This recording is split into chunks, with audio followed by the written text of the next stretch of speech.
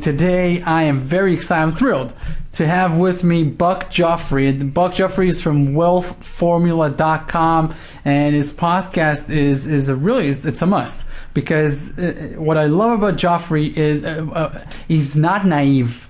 He's very realistic. This guy is doing everything from real estate. He's a doctor. And then he's a real asset guy. He doesn't do anything he avoids paper assets. He loves to see and feel and touch what he's investing in, and that's something I actually appreciate. And what I want to talk to Buck today is about real estate investing and how this can be a very important vehicle and a portion of your asset allocation as an investor going forward and throughout the rest of your life. Become a real estate investor, because we're all basically in the real estate business, whether we're living somewhere or renting to somebody else or doing any of the other niches of real estate. So Buck, how are you today? I'm good. Thanks for having me. I'm very pleased to have you on, actually. The more I speak with you, the more I'm impressed with just your overall approach to investing. You're very sound, you're very serious, very realistic. You don't put numbers out in the sky. Everything is very systemized. And what I wanted to ask you is, I know you've been investing in real estate for a while now, and you have great success, but let's say you're just starting out right now. You want to buy your first rental property, and for example, you live in Chicago. What do you do? First thing, what's the system here? All right, it's a great question, because I'll tell you exactly what I was thinking about doing when I first finished my training back in 2008 and 2009. I was here in Chicago, and I didn't have any money. I was, just starting to make a little bit. The one thing that's really an interesting option for people out there who are potentially interested in investing in real estate is through, believe it or not, the FHA, the HUD loan. Now, people don't know this, but you can actually use an FHA loan to buy not just single family homes, but you can use them to buy up to 4-unit buildings. And the cool thing is you only have to put 3% down, and your credit score can be, I think it's down to 580, right? So 3% of listen, at some point you got to have a little bit of money, but if you're talking about a $200,000 building, you put 3%, that's like $6,000, right? Put it on a credit card or something. I don't know, but there's ways to get in. What is that plan called? I remember it from back in 2009 already. It was already out there. It's basically a first time. I think I don't know what it's an FHA HUD first time home buyer loan. So and I think like if you limitation to how many homes you can buy with that plan, if I'm not mistaken. Well, I don't know if it's I don't know how much of a limitation there is, but I do know is that the only rule is that you have to live there for a year. So my plan was I saw a 4-unit building in Chicago that I was going to buy, and I was going to live in that unit with my wife for a year, and then if we wanted to move, we could move. And at that point, we'd have this asset that was at least paying for itself, if it wasn't even cash flowing necessarily at that point. But if we left, if it at least paid for itself, you'd have this, appreciating asset that that all of a sudden could grow into several $100,000 someday. So that's certainly I think it's a very viable approach. And we ended up not doing it because my wife didn't want to live in the 4-unit and she wanted to get a house. So especially if you're not married and if your wife's not picky, it's a great way to go. So I understand that. Now, I want to ask you this. So let's say you're trying to get a pool of homes to look at. Where do you go to start viewing available houses? Well, I mean, I think the issue is, it depends on everybody's particular situation. I mean, a lot of times, if you're just talking about, single family homes, I think as a general rule, It's not a bad idea to do it in your own backyard, because you'll know the neighborhoods better than anywhere else, and you'll know what things are worth and what they're not. The other advice. That's right. And the other option is here for people who don't have a lot of money, and you live in a place like Chicago, or say you live in Seattle or San Francisco, and you want to try to get into a single family home for $1 million or something, right? There's plenty of opportunities with what are called turnkey providers. I know of some in places like Alabama where you can get into a single family house for $50,000, and obviously if you leverage that, you might have to put 15% down, and it's still not a huge amount of money, but if you can scrape that up, you've got an asset, and you have a turnkey operator. So that's definitely an option, and there are a lot of very good turnkey operators out there. You just have to find the right one. Just for people listening who don't understand what a turnkey operator is, could you explain that? Yeah. Actually, that's a very good investment for people who do not have the time to learn real estate business, but they want to get into it and they need active income right now.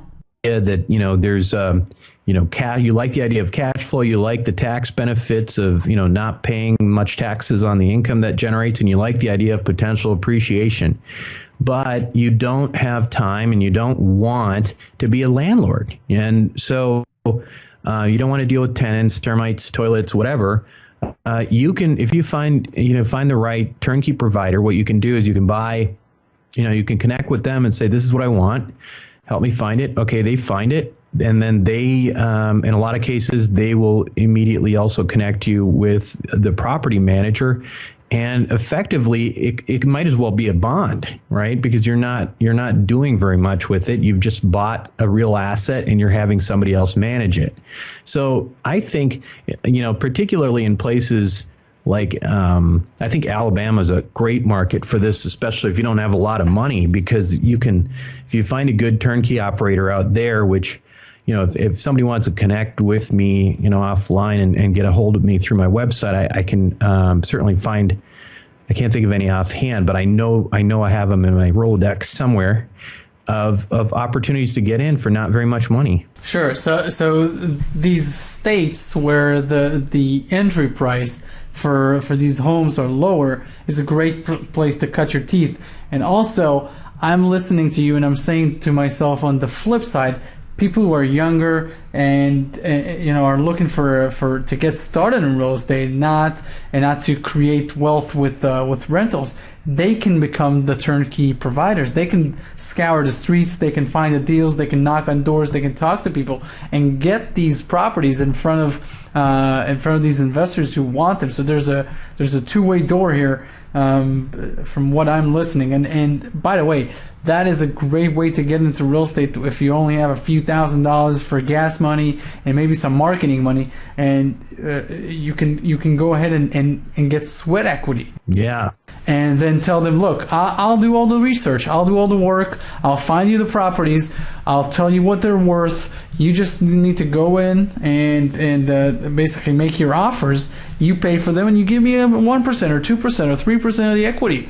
And so you can get started that way. I know a lot of people who have been very hard workers and got their first taste of real estate that way. So this is very exciting. I want to ask you about states that can be exciting in the foreseeable future, the next 3, 5, 8 years.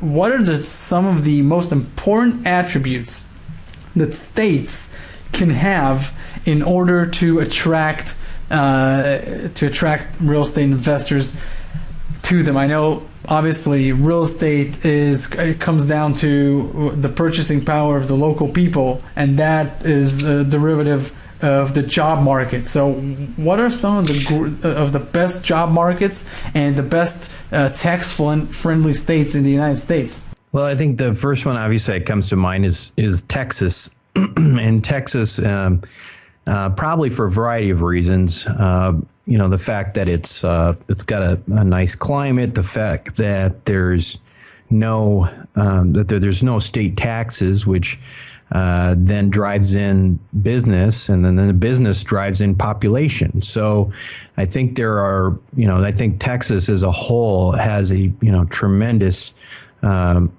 future in the next few years. And especially when you look at a place like Dallas-Fort Worth, which is already, is growing so fast. It's, I think that those are the types of things you have to look at when you're when you're buying property, especially if you're looking at an appreciation angle, which is, what's happening with populations, what's happening with jobs. And if you can figure that part out, then you're going to probably figure out the right market to invest in. Sure, and just to give you my side of it, when I got started and I looked at deals, real estate deals, what I tried to figure out is like which markets are good for appreciation and which markets are good for yield. What I used to do is I used to take the price of the home and I used to take the income and say how many times the yearly income is the price of the home. And if it was larger than 3, then that market has it's not affordable for the homeowner. He's probably going to rent. Right. If on the flip side that ratio was towards the income of that individual is $60,000 a year and the homes are only 120. Those homes have a lot of upside potential to go. That's a great appreciation market. And what I tried to find was a market that does both. So it's right on that cusp. Yeah, I think part of that is trying to figure out where, if you can get ahead of the curve on understanding where new things are happening.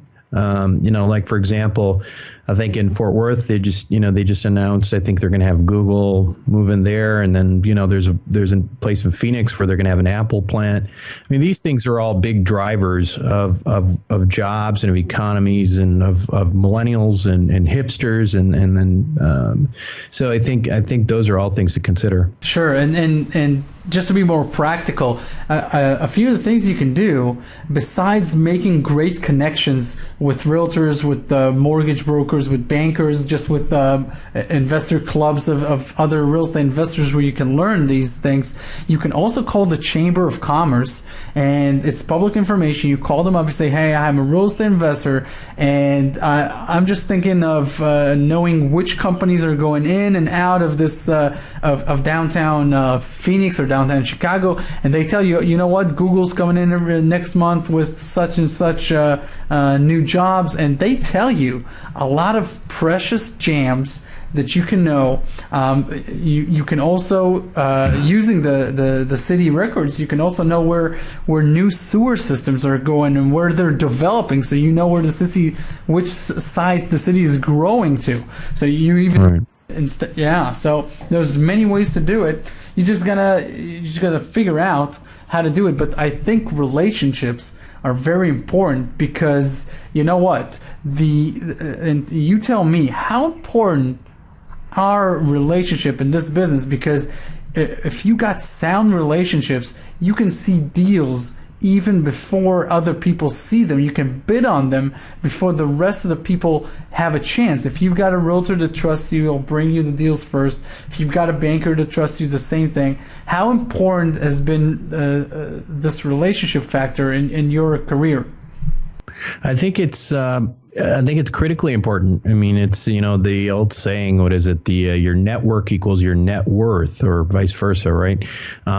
I think that's very true. I mean, I think that people like to, in general, do business with people that they know, like, and trust.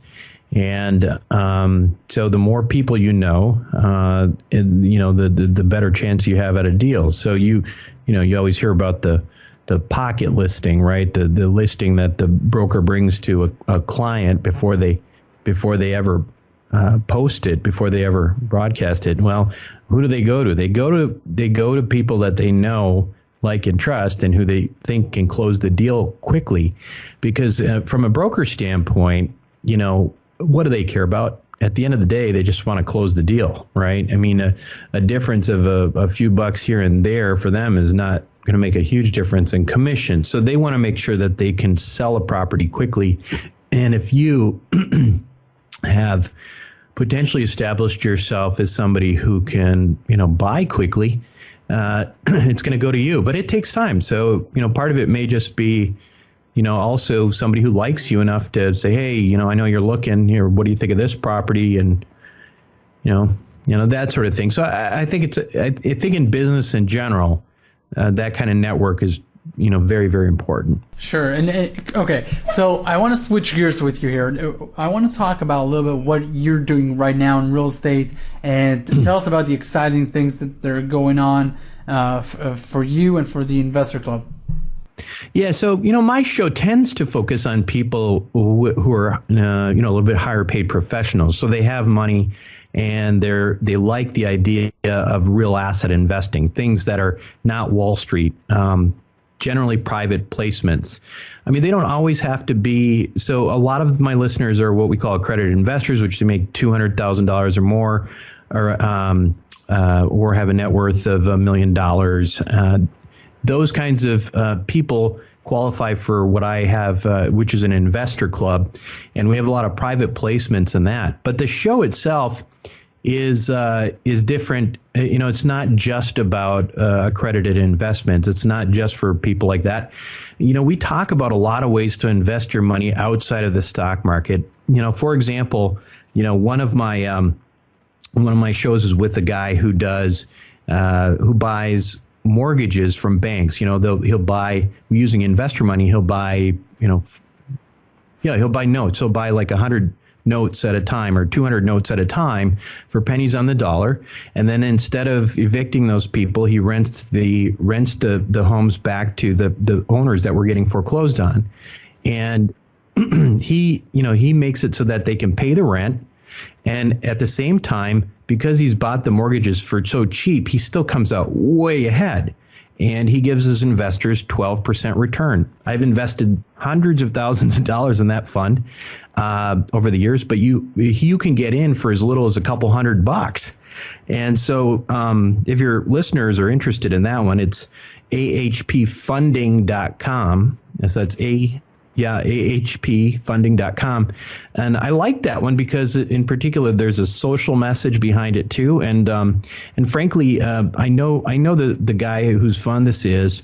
He's just a good guy, and he's gone way out of his way to make this accessible for people who don't have that much money. So there's lots of opportunities out there. We talk about a lot of stuff that it's not just for accredited investors, but people who just want to get in the game of investing outside of Wall Street. Sure. Buck Joffrey, the wealthformula.com. Very exciting stuff coming for you, and we'll have you back again for sure.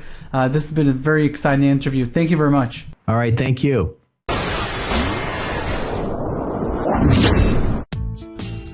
Real estate is a relationship-based business, and the more solid your relationships are, the better your deal flow will get. In fact, you will be able to look at deals that others won't be able to and have a true competitive advantage. Relationships in real estate are everything. In the coming 4 months, March, April, May, and June, a full and detailed report will be published on Wealth Research Group about each of the 4 major profit pillars of real estate. The first one is cash gains. If you have zero or limited funds, no experience, and only a few existing relationships in your local community's real estate market, and you want to get started today, you are what we call a tier 1 investor, and you should focus on quick deals that take 2 to 3 weeks to construct with cash gains, which will require none of your own funds. I've done those deals myself, and people want to dedicate a few hours per day and build quick deals with $1,000 to $5,000 in profit potential, are executing these kind of strategies nationwide, and we will teach them. The second thing is passive income strategies. If you have liquid funds and want to build a passive income stream, then you're a tier 4 investor. And your goal is wealth generation, as residual streams free up your time and you're able to fund your lifestyle with tenants' rent. Tenants pay rent regardless of the Dow Jones, which is why many investors choose to diversify and own real estate rentals and not only dividend-paying stocks. The third profit pillar is appreciation. And unlike flippers or speculators who simply pray for prices to rise, depressed market investors look for specific opportunities that have high likelihoods of appreciating and even use leverage and tax benefits to generate high returns. And we will publish a full report about that. The only thing you need to learn is that if you can find houses that are selling at near liquidation cost, so the price of the home to build is the price that the owner is willing to sell the house, the appreciation could be significant. The fourth profit pillar is for professionals only. It's for the seasoned investors who are fixing up homes. When you do this correctly, this becomes a main source of business for you. And Wealth Research Group in June will release a full step-by-step process on how to do this. In fact, we'll show you how we created a $57,000 profit in 1 month, a $57,000 profit in 1 month using this strategy in Texas this July. Wealth Research Group will publish a preliminary report on how to conduct market analysis on the 17th of March. And this will go to our free newsletter. So if you're not signed up, I can tell you that this is an exclusive for our members. And our debut report on major pillar number 1, cash gains, is going to be released on March 24th. By learning new skills, you increase your confidence and are able to expand your toolkit. And that is what innovative investors do. So I'd love for you to join us next week as we have great interviews lined up, and to stay focused on doing exactly what you need to do to thrive in 2017.